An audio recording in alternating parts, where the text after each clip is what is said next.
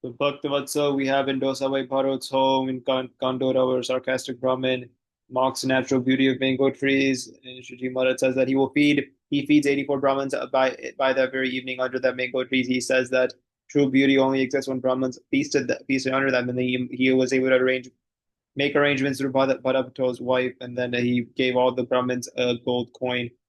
Then we have Janmashtami celebrations that Parvat Bey had arranged, and when Maharaj questioned the arrangements, and Parvat Bey said that the same Bhagavan who manifested externally had internally instructed him to celebrate Krishna's birth festival. Right, so what did Maharaj question? He questioned the arrangements. Right, Parvat Bey constructed a grand pavilion before Maharaj had even arrived, and so that is why Maharaj then questioned. So this was in Agatrai, right? Agatrai, right? This is in Parvat Bhai before Maharaj even arrived, grand pavilion, and then Maharaj then praised Parvat Bhai's spiritual state, noting that even without Ashtang Yog, right, he saw Maharaj in all three states, deep sleep, wake, and dream. And then he proceeded to play water sports and offerings to baby Krishna. Maharaj is then saddened by the devotees suffering in Visnagar. When they were about to take leave, then all the devotees told Maharaj that they endure severe persecution by the local administrator Basura Kachin, and they are falsely accused, unjustly imprisoned, forced to stand under the sun, numerous other cruelties inflicted upon them. Then how do you meditate on Maharaj? Right? Govardhan Swami asks them, how do you meditate upon Maharaj? All of the different sadhus say that we meditate upon Maharaj by remembering occasions where Maharaj used to sit and then offer our own Mansi Puja upon that spot. And so Swami corrected it, and that true meditation lies in transcending the three bodies and three states, realizing one's soul to be the Atma. And so then he says that the casual body, when the physical, casual, and subtle body are destroyed, that is true meditation. Maharaj's form had entered within, and Gokul Das Bhattia's invitation, Maharaj went for a meal, but Gokul Das's mother had strong aversion towards satsang, calling Swaminarayan a magician. And so what Maharaj did is, as when he went there, she snuck in a room and she peeked through a slightly open door. And at that moment, Maharaj's divine form entered her heart. And so she was constantly troubled by these visions, and everywhere she saw Maharaj. And so then she sought help from neighbors who advised eating garlic and onion. As soon as she did that, she stopped seeing Maharaj's appearances. And this happened when Maharaj was leaving. And when Maharaj was leaving, the mother peeked through a slightly opened door. In Panchada, there was a fast of abstaining from the six tastes. Zinabai of Panchada had this feast that and where they invited all of these different sadhus and Maharaj, but they were observing a tasteless fast. They were avoiding sweets, fruits, flavorful dishes, and so Zinabai requested permission to serve these sadhus and the visitors well. And so Maharaj said that yes, you can serve them well, but you have to maintain the vows, and so you have to make tasteless food or coarse sorghum bread to be prepared. And so when they did this, most devotees accepted this prasad, but Alaya culture was not able to tolerate it, and then he vomited. So he felt ashamed that he was not able to follow Maharaj's command of abstaining from the six days. And so then Maharaj then comforted him and said that the tasteless fast has been concluded, meaning that even in Kali Yuga, it is essential for the body to take care of the proper body for devotional practice. And then we have in Navratri at Kala Makwanas, humble home in Kalyani. Despite the considerable expenses involved in feeding the expected crowds, what happened is that Makwana worried about all of these different finances. And so then a certain woman arrived claiming to be sent, and then she was able to offer the monetary amounts for the celebration. And so Parvati mistakenly thought that it was actually Lakshmi she herself. So Maharaj wanted to celebrate Navratri at Kalamakwana Sambho home in Karyani, despite all of the expenses that would have been taken place. And so when Makwana worried about these finances, he said that Maharaj could even turn his iron copper into gold. And so this prompted Maharaj's laughter. But then Achara woman then immediately came in. She was able to give the expenses. And so the Maharaj then used the money to then arrange provisions and successfully was able to host the Navratri festival at Kala Makwana's house. Glory of Sahasradhara Tirth. So Maharaj then went to the flowing waters. This is in Bhaktavatsa, right? Bhaktavatsa. We know that two letters of Bhadra are so the Bhaktavatsa is Sahasradhara Tirth. Two letters from Bhadra is more Hamir Sarovar. So these are the lakes. So Hamir Sarovar is where Maharaj bathed with his Paramahansas, but Sahasradhara Tirth is in the Bhaktavatsal section. And so he was pleased by the Ganga's devotion, and so all the Sheshnag thousands would stretch protectively over Maharaj's fort. Immediately, Maharaj touched the Ganga west of Garda, as they call it. And so he says that his presence will forever lie in these waters. And this is the greatest pilgrimage ever. This single pilgrimage held grandeur to all of the sacred shrines of the entire universe combined. And so Maharaj was deeply then troubled by the suffering of devotees in Visnagar when they originally told him after they left Parvat place after the Janmashtami festivals. And then he awoke in the middle of the night from the Akshardhoti, and then he awoke, and then he on foot was walking briskly to go to the devotees of Visnagar to comfort them. And then the Brahmachari then awakened, and he discovered Maharaj's empty bed, and he was intensely panicked, and he tried to catch up to Maharaj, but Maharaj was throwing clods of dirt to determine. And when he finally reached him, and he refused to return, Maharaj says that he is going to Visnagar, and he allowed the Brahmachari to finally accompany on his journey. And during his journey to Visnagar, Maharaj stayed overnight at the Rajput devotee house, and then Rajput devotee says that there is a problem about this goddess shrine at the village outskirts where all these innocent animals are sacrificed during festivals. And it troubles him because he is the only true devotee in the village. And so Maharaj instructed the devotee a divine strategy to lift the goddess idol, place it in the pond before the night before the next sacrifice, and tell the villagers that the goddess appeared in his dream and declaring that this is not right to do this, and declared her displeasure with the violence. And so the devotee was extremely worried about the physical ability to move the enormous ideal. And so Maharaj placed his hand on the man's head and says that he will gain the strength to lift the idol and place it in the river. Maharaj then comes to the home of Vajiba in Vijapur as an Aztec in the form of an Aztec in the form of essentially a Baba, and not in original Shiji Maharaj's form. But Maharaj then approaches her house, right? A Margi sect fellow who had embraced Swaminarayan's path. Now, she refused to host any mendicants, right? Any wandering individuals, right? Because she was transformed. So Maharaj approached him. Vajibai rebuked him harshly, saying that he was a fraud and a pilgrim deceiver.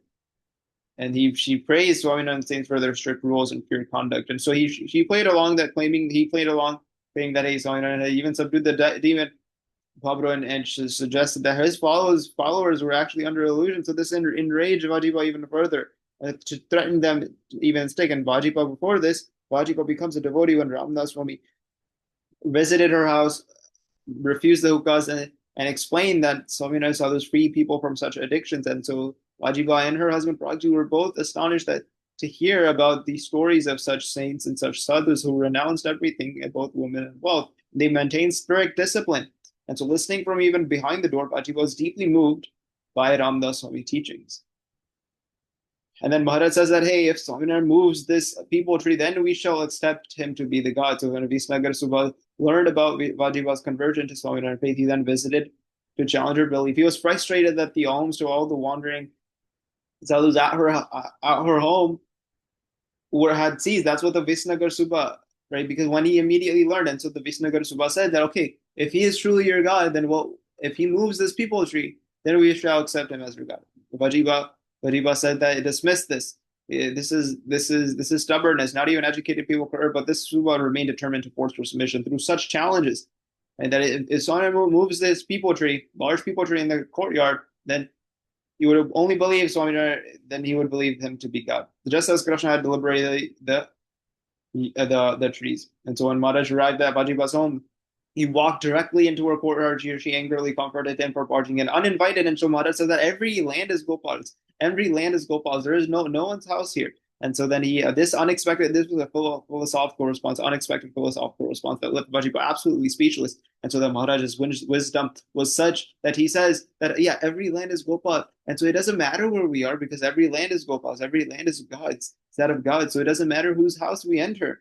And so the Maharaj then humbly, then after that, requested shelter for just one night as pilgrims. And so this shows that even divine devotees are able to not recognize the form of Shiji Maharaj, right? Swaminarayan had subdued the demon Babro. And so Maharaj continues this divine play by criticizing Swaminarayan to test Vajiba's devotion. And then he declares that Swaminarayan had even subdued the demon Babru. He says that Swaminarayan is not right. He is not correct, not the correct God. And so these accusations were absolutely unbearable for Babaji, but immediately rebuked and refused to argue further, demanding like leave her home right now. But then Maharaj persisted in his criticism, and then pushed her devotion to the limits to test her own faith. And then, despite her irritation, Bajiba then provided him with a bed and quotes after he mysteriously knew about items and beds in her own house, making her wonder about is he actually really God? And so Maharaj, when she watched, Maharaj extended his feet from the bed such that the toes touched the people tree, and then with this gentle contact, the massive tree moved from its original position to the house opposite it. This is exactly what the Subha had challenged. And so Vajiva momentarily wondered if this could be Swaminarayan himself, but she dismissed it, saying that Bhagwan Swami will be accompanied by crowds of devotees. He would not be just wandering there alone. And then in Visnagar, Maharaj then stayed at the house of Lala Subha's sister. Now he actually goes to Visnagar to originally whatever so on the journey to Visnagar, he stays at the house of Rajput devotee. He also stays at the house of Vajiva. But then he goes to the village of Visnagar to finally accomplish the task that he went on doing. So then he goes to the house of Lala Subha's sister Uday Kunar, and she was so shocked to see him arriving alone without any Kati horsemen for protection. She warned him that his brother Lalda Subha had bitter ambition. He wants to capture Swaminarayan. So Maharaji laughed this off, and he simply requested food, saying that he would discuss with her brother in the morning, satisfying his hunger.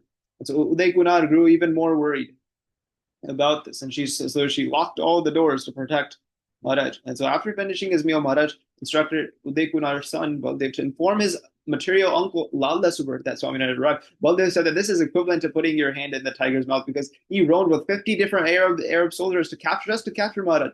And so despite Baldev's genuine concern and devotion, Maharaj said that due to true ignorance, he actually lacked the perspective. And so he says that we will discuss this further in the morning. And so that Swaminarayan is God himself. But this is when God himself, this is when Baldev, right, Uday Kunar's son, tells Lala Subha about Maharaj's arrival. Immediately, Lala Subha is absolutely furious. He has these 30 soldiers immediately ready to arrest Maharaj, even though Baldev warned that he was wrestling with God himself. And so Maharaj's strategic instructions were that the Brahmachari had prepared himself with ash-covered body, loincloth, and staff. He was sitting in a warrior pose. So as soon as the Arab commanders commanded to know who was Swaminarayan, as they came in, he signaled the Brahmachari to touch the commander with his staff, and he immediately caused him to fall into a deep samadhi-like trance, and the remaining soldiers then froze in fear. And when the commander was awakened by another touch, he instantly recognized Maharaj as the living and manifestation of God, bowing at his feet and pleading for his unknowing sin. And so then Lala's bows before Maharaj, or Arab commander. Then after this incident, so Swaminarayan as God himself is when Baldev talks about that Swaminarayan has arrived at his house to Lala Subha. And so that is, he orders his commanders to then go and capture Maharaj. But then when the Arab commander reported that Swaminarayan was God himself, he was upset. Why are you disobeying commands? But he said he fights with enemies, not God himself. And then Maharaj immediately then there arrives with his ash-covered Brahmachari, and the divine aura caused the Subha to involuntarily stand and fold his hands. Then Maharaj took a seat on Lalba's own throne. Maharaj questioned why somebody. So one of the key details here, Maharaj took his seat on Lala Subha's own throne. Then Maharaj questioned why someone from this lineage harbored extreme hatred towards him. And so Lala Subha then accused that he was deceiving people. He thinks that he was deceiving people about all these different talks. And so Maharaj laughingly says that he has consumed these concepts at whole.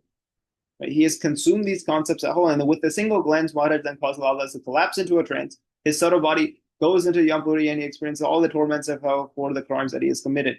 And then after he wakes up, Maharaj mercifully awakens him to demonstrate the reality of scriptural truths. And so after Lala Subha's transformation, and he also arranges for a feast of 84 Brahmins, he reported that Shobharam had also been outcast from all the satsangis, and he also arrogantly challenged and was opposed to Sriji Maharaj and his Swaminarayan divinity. And he says that if he was truly God, that he would go blind within 8 days, placing his head. And other people said that actually to wish for a good thing instead of a negative thing. But he was stubbornly defiant in his challenge. And instead of 8 days, he went blind in 4 days. And even after that, he arrogantly refused Swaminarayan's blessings, even while eating, saying that there was no need. So this is Lalla Subha, and then the mother then sets out to save Naja Jogya, his ruler, Basura Khaja, had instructed him that if Maharaj is truly God, then he would appear at this place within 24 hours in the next day. And if he didn't, then Najatogia would have to suffer death. And so even though Maharaj, people commanded him to stay in Visnagar longer, he knew that Najatogia was in trouble. And so he told the brahmachari to wait at the temple until the flood subsided, and he was a strong swimmer. So he crossed the entire flood, the torrent, alone. And so onlookers watched in awe as Maharaj strode the roaring river and he reached the opposite side. And then Maharaj then met Bhanaji Mehta, and he explained the situation of Najatokia, that he had switched rulers, and now he was under this Gati ruler, Basura Khaja. He was famous for his merciless justice system. He would break the knees of criminals without trial, leave their wounds untreated to fester and kill them. Basura Khaja challenged Nada's fate that if his God was Swaminarayan, to prove his divinity, setting a deadline that if he does not come by tomorrow, that will result in Nada's death. He had explained that Naja had informed Basura Khaja that Maharaj was currently in Visnagar, and the situation was so urgent that the devotee's life would perish if Maharaj didn't reach by the next morning. Then Maharaj knocks on the door of Najatogia early in the morning. Naja was sitting on his cot. He was prepared to face the inevitable death. But Maharaj, he hears the voice of Maharaj identifying himself, and he rushed and he goes, attends to his call. And he's completely overwhelmed, and he braces him that his prayers had reached him. And so then Maharaj and Najatogia bathed together at the river, and he asked Naja to remove the thorns that were that were from his feet when he made the night-long barefoot journey. And then he goes to the doorstep of Basura Khaja, and Najatogia brings him, and then he finally accepts that Swaminarayan is actually God. His God is actually true. Maharaj hears the cries of agony and inquires about them, and so Basura Khaja proudly explains his merciless justice system of making devotees stand in the sun, letting wounds fester until they die horrible deaths, breaking criminals' knees. And he says that sentencing without proper justice made the ruler guilty. And he says such sins would be judged in Yamraj court. And he arrogantly dismissed these warnings, saying that he feared no rules, wasn't a devotee. And so Maharaj then took a glance at him, and he collapsed into trance, and he experienced the torments of Yampuri firsthand. And so Basura Khaja then, after experiencing those torments, he then realized that he would suffer those same things in the afterlife. And he understood that rebirth meant that he had tormented and would similarly torment him unless God or his sons granted mercy. And so Maharaj instructed him to pardon all of these prisoners under his cruel treatment. And so that is Basura Khaja never heard such redemptive words spoken with Maharaj's loving voice, realized that kings must cherish both devotees. And so he immediately agreed to make all necessary arrangements with Maharaj. A company gave darshan to all these prisoners, and despair turned to hope upon seeing the divine form of Maharaj. And he instructed these prisoners to abandon theft and unethical trade, promised their release as well as medical treatment. Then we have this Ankut festival in Karada. Jiva Khaja, then he wants to host this Ankut festival, and he understands Jiva Khaja's sentiment. And so Maharaj consents to the festival, and he commands all the village heads to serve during the festivities.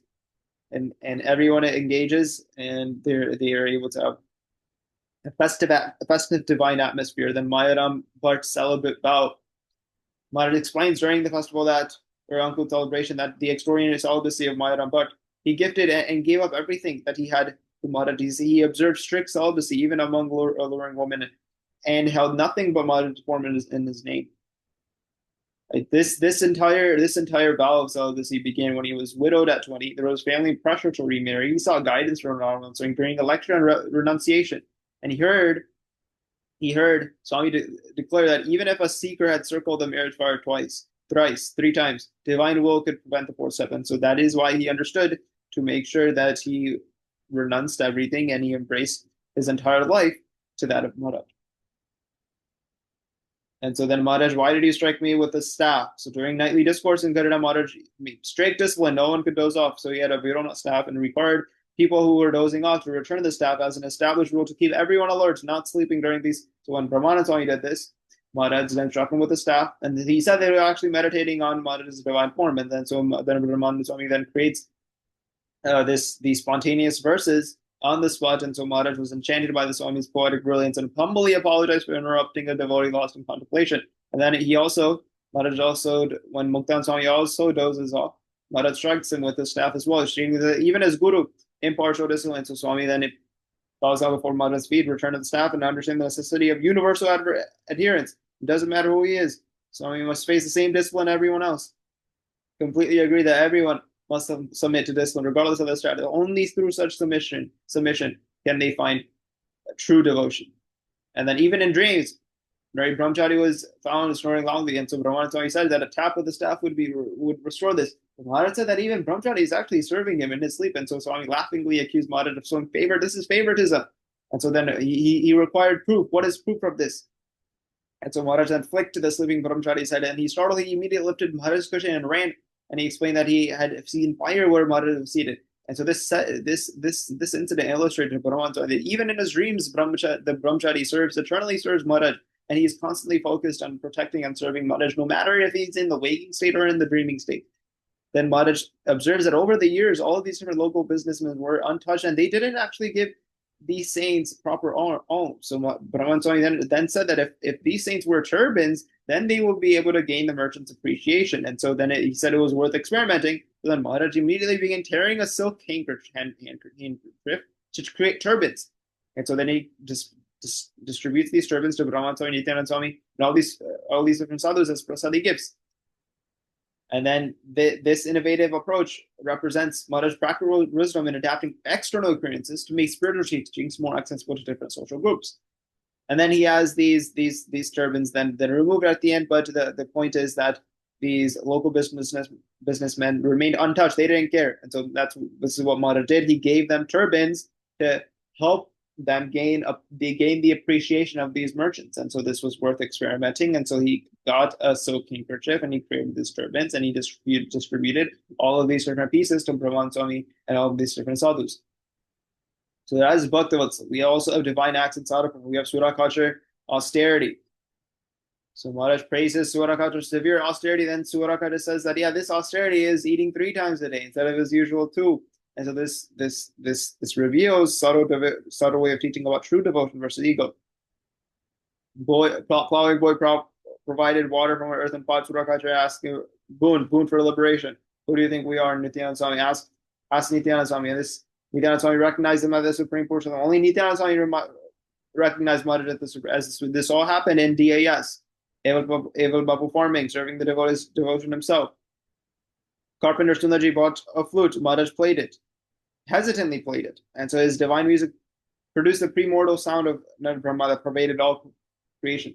Eval Babu fell into Samadhi and saw Maharaj in Akshardham, separated the identity of his divine form from there and human form from here. It was raining, it was drenched, it was past midnight, but Gunadhyana Swami still stands to see the darshan, to get the darshan of Maharaj as he is walking from the women's assembly from the Aksharodi in the pouring rain. Bhimpadia, then he doubts that Swaminarayan is actually God, so he goes to the village, and then when Maharaj started his defeats, he confirms that the 16 sacred symbols are actually on his feet, and then he pledged loyalty with his brother. When they went back, they collected debt from a village headman, but he saw that they were collecting debt, fearing sin of Brahman harm. He gave them a prize monkey calf instead of money. And when they brought this calf to Maharaj, Maharaj said that this is his destined Garud that he has been waiting for. Maharaj is the essence of all truths. Rama and Krishna once walked this soil, so there was a nighttime walk with Karna Mukmana, and Maharaj revealed that this is where Ram Bhagwan and Krishna Bhagwan walked. And so he witnessed visions of all of these forms, but Ram Bhagwan merging back into Maharaj's form. And so this convinced everyone that Maharaj is the supreme avtari, cause of all the avatars. And this is where sacred land has been traversed by Ram, Lakshman, Sita, Pandavas with Draupadi, Krishna with Balram. In the nighttime walk along this river. It was in Saranpur as well.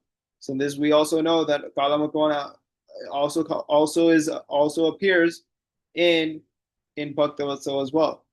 Like Kalamakwana also appears in Bhaktivatsal. If we go back to one of these sections over here, Navratri celebration in Kalamakwana's house. Right? When he thought that these celebrations, this is not going to happen, but then immediately a Charan woman comes and makes these different arrangements and provides the monetary help that they needed. In Padia, we have Ram Krishna once walked the soil. We have Surah in from Sarangpur. We have an invitation from Jiva Bhakkar and Rathod the other from Sarangpur. Request Maharaj to visit their village, bless them with rain because there has been a famine and no rain. So there Maharaj goes to Sarangpur. And then Jiva Bhakkar's wife was surprised to see Maharaj alone, so she quickly made her arrangements, accommodations. And he assured that Indra would shower rain for all these devoted souls. And so at Maharaj dined in Saharanpur, there were storm clouds, and Indra's it drenched everyone. There was severe thunderstorms, severe rain, and so helps the Avagat. And despite the flood damage, he goes door to door seeking alms, and then he gathers all the alms and says that even people surrendered everything, spared from Indra's wrath to feed the saints, and he asked the saints to bless the village. And so Jiyavaka requests that famine never enters Saharanpur, and he says that this is already a blessed place under divine protection. He helps Queen Randeva exhausted from churning butter. He takes the other end of the churning rope, helps her complete it, and he overwhelmed her emotion. The divine empathy gopis had enjoyed with Krishna. Tears of sweat from the eyes, she laughed. Maharaj teasingly attributed her tears to be sweat from the eyes. He laughed at this playful remark, and she offered him fresh butter mixed with sugar. We shall all uplift this. Surakasha gives Maharaj a fresh Angarka. Maharaj is not able to wear this, and he says that if you can't wear this, how will you uplift the world? And Maharaj says like this: Saranpur, big garden. Somlakachar that throws a pebble, gives all the food away to the Kshatriya nobles and cooks again. It was incredible devotion and divine atmosphere of festivities and music and fanfare. Feast. 84 Shepherd Hajo, Dakshina, 2 Brahmins giving Dakshina. Shepherd Hajo brought 200 rupees, and after distributing Dakshina, found his bag exactly weighed the same as it was before. Small Haja younger brother, Nana Kamira Haja 60 rupees, offered all of them unmoved until Nana placed all 30 and ran the other remaining 30. Complete surrender, praised both brothers for giving everything that they had instead of giving like pride. Then Mamaya Patkar remembers him. Marj goes, God, and he came there because of his love for the devotees. Few other concepts we will go over. So BR outline.